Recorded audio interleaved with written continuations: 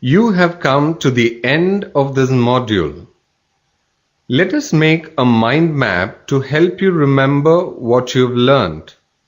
There are many types of joining processes: soldering, brazing, welding, adhesive bonding, and riveting. Of these, welding is the most widely used.